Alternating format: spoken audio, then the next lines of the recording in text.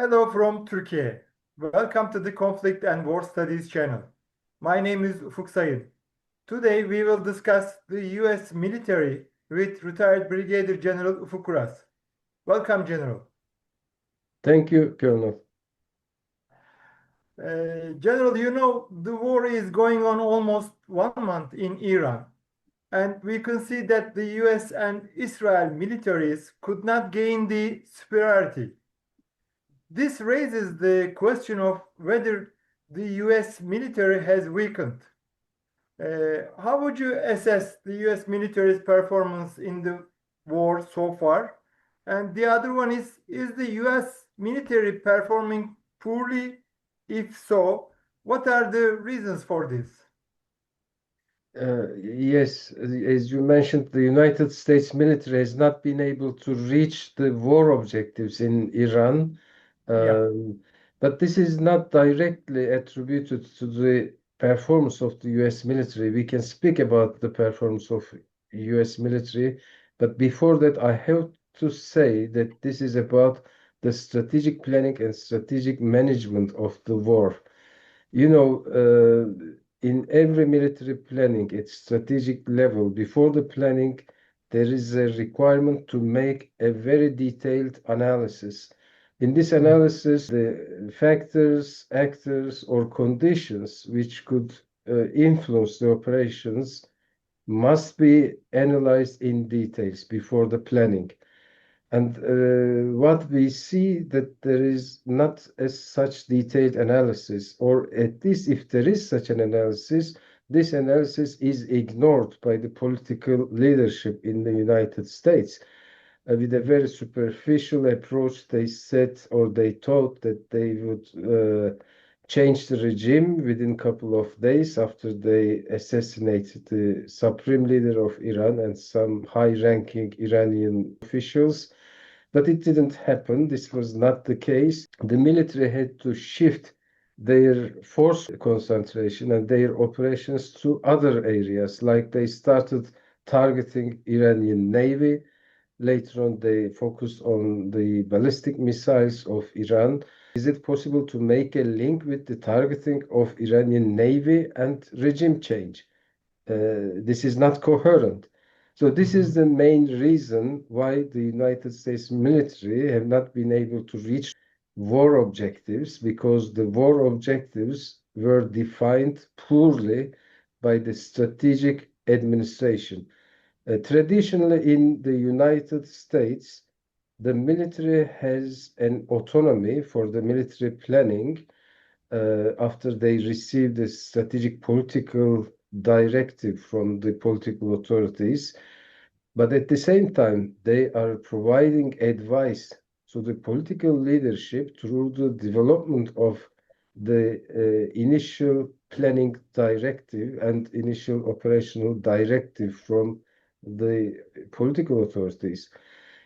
We see that the military advice is ignored in this planning. There may be some weaknesses of the United States military. I don't say that they are performing very well. At this moment, we don't have very detailed data, but one of the weaknesses of the US military is their combat readiness. It took long time for the deployment of forces, and they had to deploy second aircraft carrier, which is Ford. It was on a mission in Venezuela, and this aircraft carrier was deployed directly to the Middle East without any rest for the crew. The crew was on board for more than maybe 6 months. It had created tension, and this indicates the level of United States combat readiness. US has 11 aircraft carriers, but they had to deploy one aircraft carrier, which was on a mission to directly Middle East. So there are also problems with regards to the combat readiness of US forces. Reportedly on media, half of US ships are not ready for combat missions. There are problems about the readiness of airplanes. For the land forces, usually the special type of forces are ready, like airborne units or marine forces or special operation forces, but the bulk of land force are not ready for a quick deployment for operations.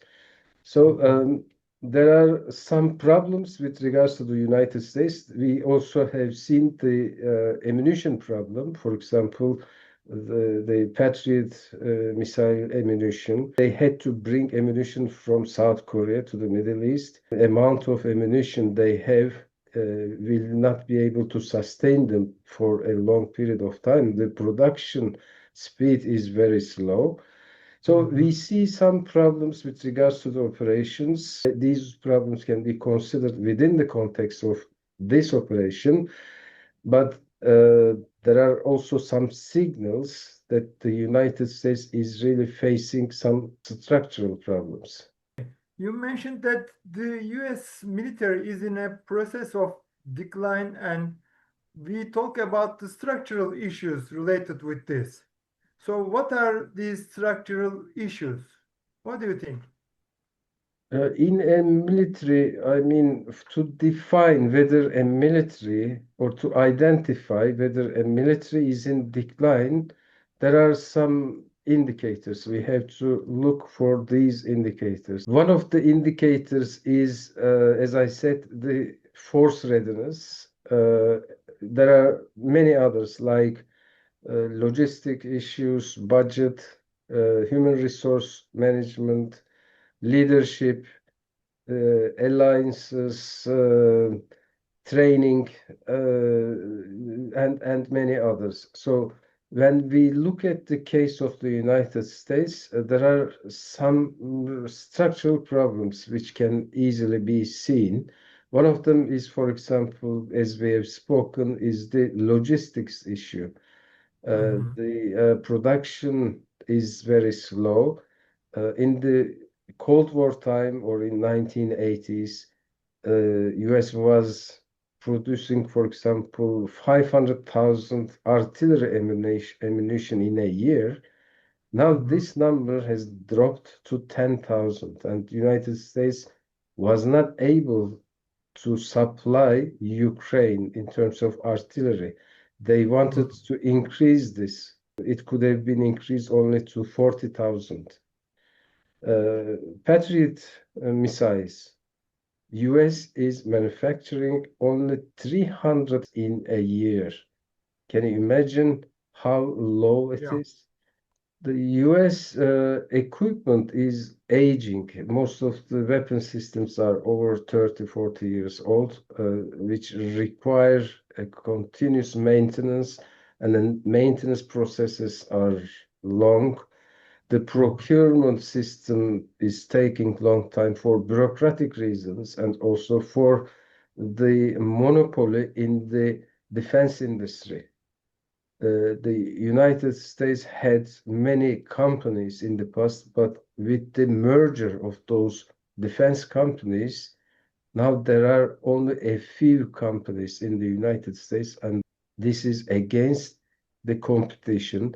The prices of the equipment has risen. China is manufacturing an aircraft carrier within 4 years. The United States is carrying out an overhaul level maintenance for an aircraft carrier within 4 or 5 years. So can you imagine how slow it is for the United States? And in the latest United States National Defense Strategy, this is mentioned. It is very clearly mentioned. It is an admission of the problems of the United States defense industry. And they stated in this document that they want to revitalize the US defense industry. Another factor is technology. I mean, United States has the most modern weapon systems, but they failed to adapt to the unmanned systems and artificial intelligence. They are producing unmanned systems, but it is very costly and it is very slow. The price of MQ-9 drone is about $60 million. If you want to buy a similar type of weapon, for example, from Turkey, it is $1 to $2 million. Mhm. Iran is manufacturing drone systems for a very cheap cost, for a very Yeah. cheap price. They cannot adapt to the changing warfare environment. In the Russia-Ukraine war, uh, half of the soldiers in the last 2 years were killed by FPV drones. So it totally changed the battlefield. Now the forces in this war cannot launch a large size unit Yeah. maneuvers, like Yeah. they cannot carry out a brigade size armored unit maneuvers because of Mhm. the drone threat.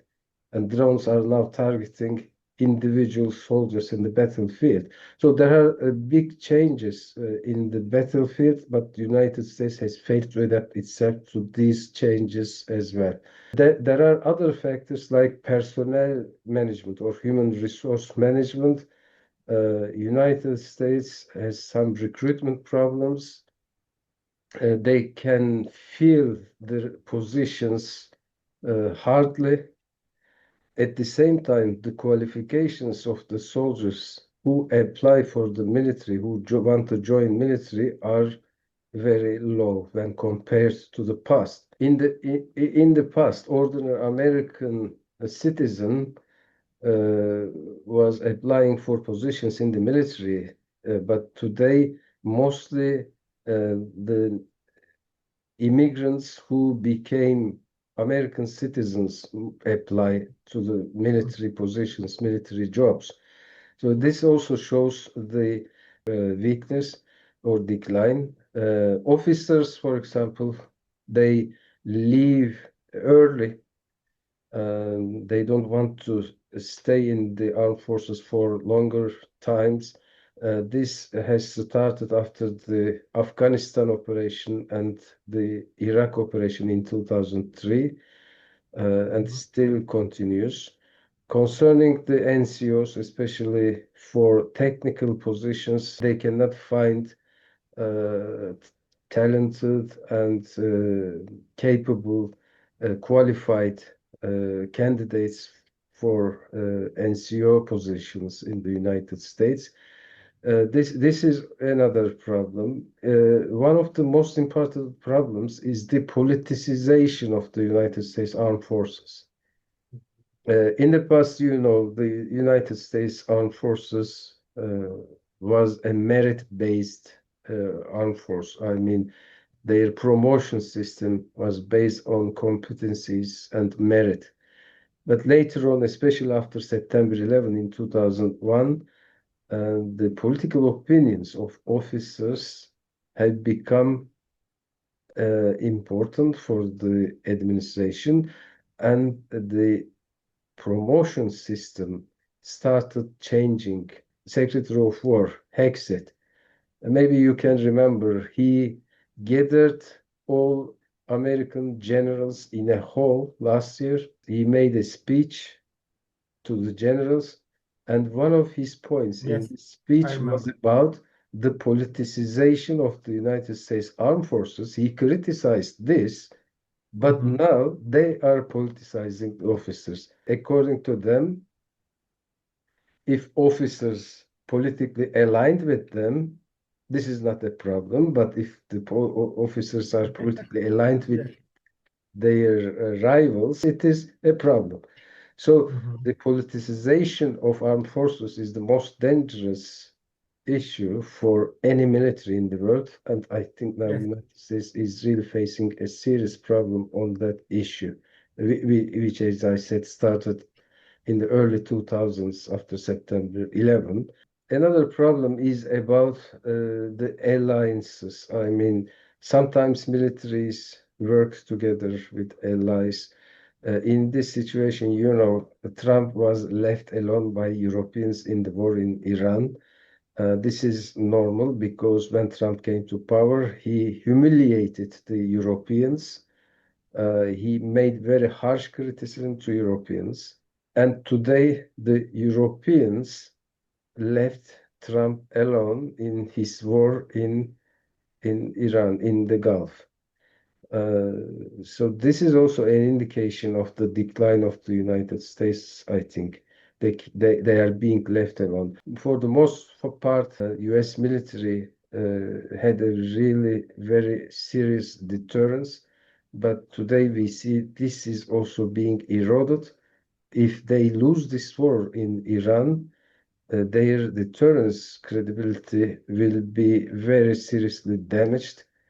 And today, I guess they won't be able to deter China or Russia or even some regional powers. So there are some serious structural problems concerning the United States military. These structural problems signal a serious decline. This decline is not maybe taking place at this moment, but if those structural problems are not resolved, this may lead to a serious decline of US military in the near future. We know for 2026, the US has reserved a $1.5 trillion defense budget. This is 5 times China's defense budget and 7 times Russia's. And we know the Russia is currently war in Ukraine. How will this massive defense budget impact the US defense capacity? US has the largest budget in the world, the largest military budget for many, many years. Before Trump came to power, the military budget of the United States was around $800 billion. Trump increased this to $1 trillion. With the breakout of the war in Iran, now they're talking about $1.5 trillion. So the budget is very large, as you said. Important point is how this budget is used. In the United States, 35% or 30% of this budget is used for research and development and modernization of US military for procurement of new systems.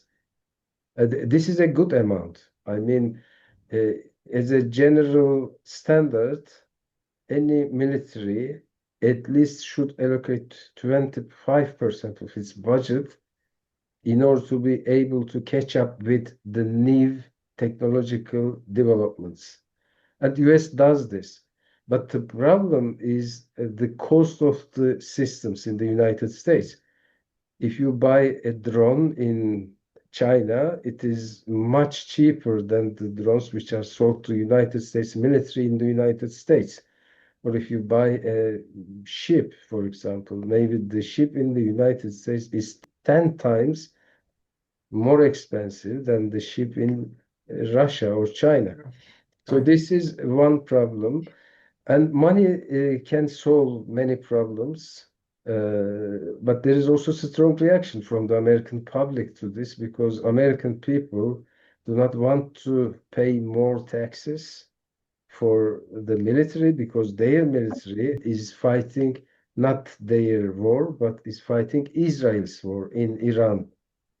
So there is really a strong criticism against American administration from American people for this budget. The budget can solve, as I said, many problems, but it is not the main issue. I mean, how they use this budget, but more importantly, the American armed forces, in my opinion, is facing structural inertia problem, which is the result of many years of American organizational blindness. They always had a military reform system, transformation system. Every 4 years, the United States is carrying out a military review process. But in these processes, I think they failed to really address the root causes of the American military problems. So they need a reform in their systems. It is not only about the technological developments, but I think also they need to develop their bureaucratic systems, human resource systems, the system of maybe the Ministry of Defense. Now they call it Ministry of War. So the money may be helpful solving many problems, but will not bring the required reforms for the US military and may not end the decline in the United States military alone. All right. Is there anything you want to add? The military decline is also a result of the general decline of the United States as a nation. I mean, the power of the United States as a country is declining in the world, and military is part of this nation, and the military is also influenced from these developments. So the military maybe is the most efficient organization in the United States. However, there is also some erosion in the culture and in the systems of the United States. I don't know whether they will be able to solve this. With this administration, I don't think that the US military will be able to overcome those challenges. This week, based on our observations during the Iran war, we discussed the challenges facing the US Armed Forces, US Army. You also highlight some fundamental structure issues in the military and defense sectors. General, thank you for sharing your thoughts. My pleasure. Thank you. Thank you for watching our channel and hope to see you again on our next programs.